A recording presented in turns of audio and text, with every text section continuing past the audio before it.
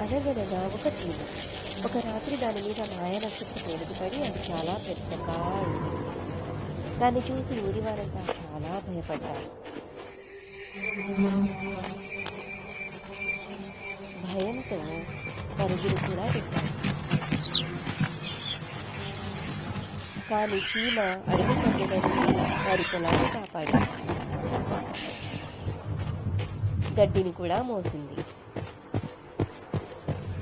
పిల్లలని స్కూలుకి తీసుకెళ్లే వాహనం పోయింది. రాత్రిలో ఊరిని కాపలా కూడా కాసేది. అందుకనే కృతజ్ఞతతో ఊరి వాళ్ళంతా చీమకి పులక సత్కరించి సంబరాలు చేసుకున్నారు. అప్పటి నుంచి వారిలో ఒకరిగా మెలగసాగింది. అందరూ దాన్ని ప్రేమగా మాయామిత్రుడు అని పిలుచుకునేవారు.